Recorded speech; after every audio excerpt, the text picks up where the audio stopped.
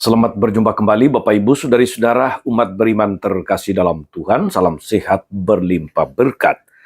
Hari Senin tanggal 29 Juni 2026, gereja merayakan Hari Raya Santo Petrus dan Paulus, dua rasul yang seringkali disebut sebagai soko guru gereja. Mengapa mereka dirayakan bersama dan apa peran mereka dalam perkembangan gereja Kristus di tengah dunia? Itu yang mau kita renungkan. Mari kita dengarkan sabda Tuhan terlebih dahulu. Dalam nama Bapa dan Putra dan Roh Kudus. Amin. Injil Matius bab 16 ayat 13 sampai 19. Sekali peristiwa, Yesus tiba di daerah Kaisarea Filipi. Dia bertanya kepada murid-muridnya. Kata orang, "Siapakah anak manusia itu?"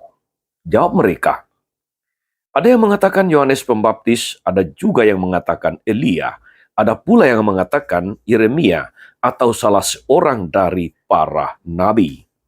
Lalu Yesus bertanya kepada mereka, tetapi apa katamu? Siapakah aku ini? Maka jawab Simon Petrus, engkau adalah Mesias, anak Allah yang hidup.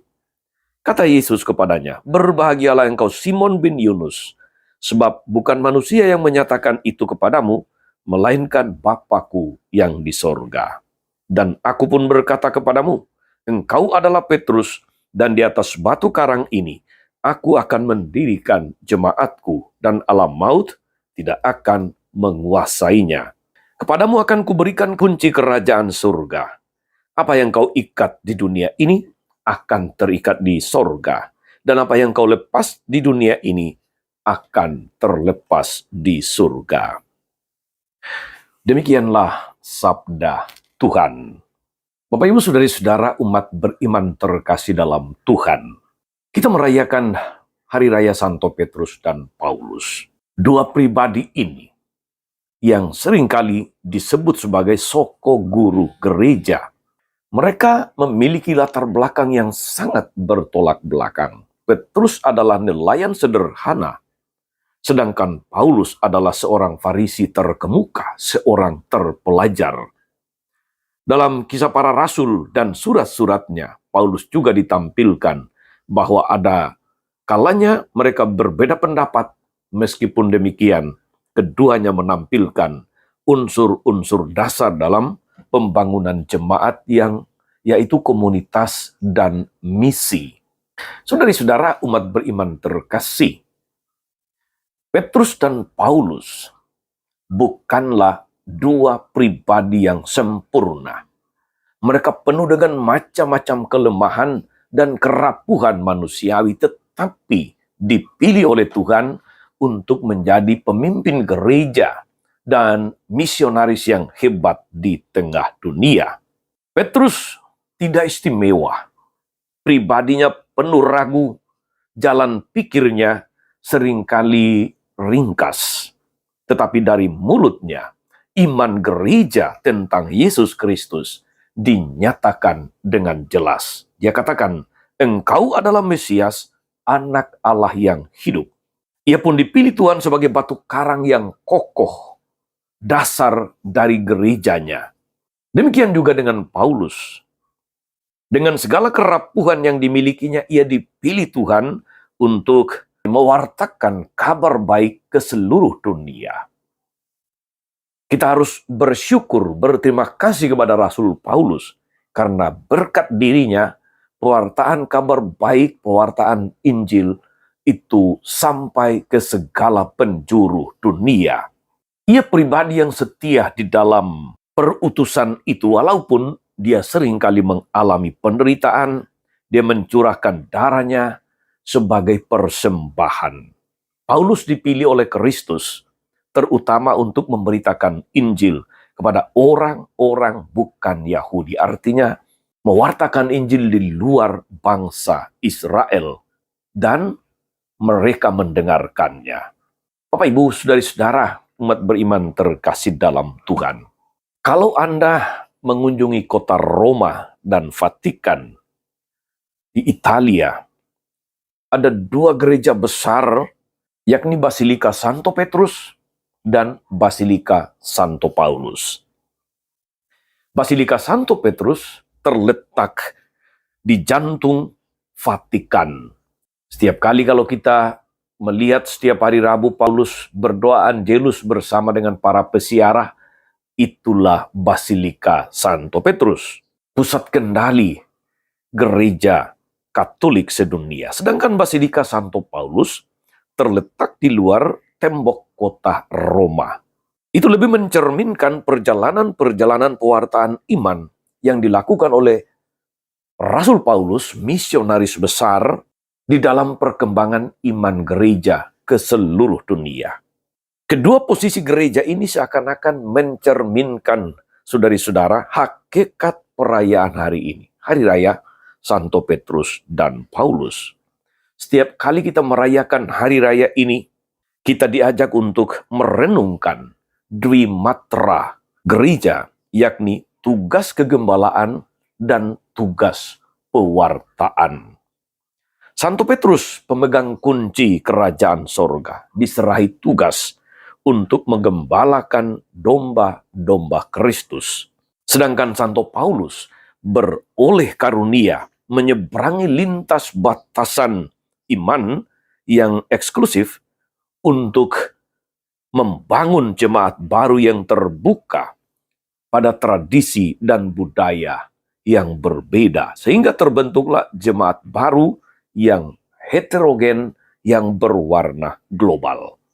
Dwimatra inilah yang menjadi kekhasan gereja Katolik hingga saat ini. Pada satu sisi gereja bertanggung jawab memelihara keselamatan anggota-anggotanya. Tetapi pada sisi yang lain, gereja haruslah membuka mata bagi kebutuhan dunia dan sedapat mungkin berperan serta di dalam tata dunia dengan pola kerasulan yang sesuai dengan tuntutan zaman. Bapak, Ibu, saudari-saudara, umat beriman terkasih. Mungkinkah Dwimatra ini kita terapkan di dalam penghayatan iman kita? Jawabannya adalah bukan hanya mungkin, melainkan harus. Seperti Petrus dan Paulus, kita memperoleh karunia iman. Yesus berkenan memberikan iman itu sebagai anugerah, sebagai hadiah istimewa. Dengan menerima iman itu, kita masuk dalam kelompok umat pilihan Tuhan. Maka kita perlu menjadi gembala iman.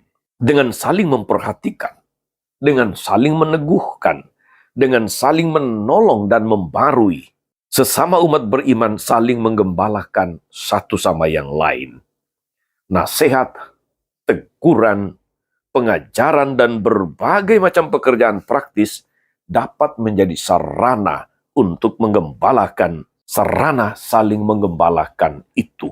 Sejalan dengan itu, kita juga dituntut Tuhan untuk menjadi pewarta sabdanya. Pergilah ke seluruh dunia, wartakanlah Injil kepada segala makhluk. Pewartaan itu muncul dalam berbagai macam bentuk dan rupa. Ada pewartaan lewat pengajaran iman, berupa khotbah, berupa permenungan, berupa katekese, dan macam-macam. Ada pewartaan melalui media komunikasi modern seperti media cetak dan saat ini, melalui media sosial. Namun ada pewartaan yang paling berpengaruh, yaitu kesaksian hidup berdasarkan iman Kristiani yang kita anut. Dan itu berarti bahwa kesaksian itu nyata di dalam keteladanan hidup. Teladan hidup berbicara lebih efektif daripada sekedar kata-kata. Maka saudari-saudara, peliharalah iman Anda. Bagikanlah buah-buah iman itu kepada sesama yang membutuhkan bantuan untuk melihat terang, untuk berjalan di dalam kebenaran. Kita berdoa untuk Paus kita, Paus Leo XIV, yang saat ini menjabat sebagai Paus, pengganti Rasul Petrus. Semoga menjadi gembala yang baik, yang mempersatukan seluruh umat Katolik sedunia, yang setia memberikan apa yang terbaik bagi domba-domba di seluruh dunia, sebagaimana dikehendaki oleh Kristus sendiri. Dan kita berdoa untuk para misionaris di seluruh dunia yang meninggalkan keluarga, meninggalkan kampung halaman, meninggalkan negaranya, menjadi misionaris, mewartakan kabar baik, melayani dimanapun tanpa berharap apapun. Tuhan Yesus memberkati kita semua. Amin. Tuhan Yesus Kristus, kami bersyukur atas Rasul Petrus dan Rasul Paulus yang Kau pilih sebagai soko guru gereja. Mereka yang menggembalakan dan mempersatukan kami dalam iman. Mereka juga yang menjadi teladan kami dalam mewartakan Injil ke seluruh dunia. Kuatkan kami agar kami menyadari pentingnya saling menggembalakan dalam iman dan memberi kesaksian di tengah dunia akan apa yang Kau perintahkan.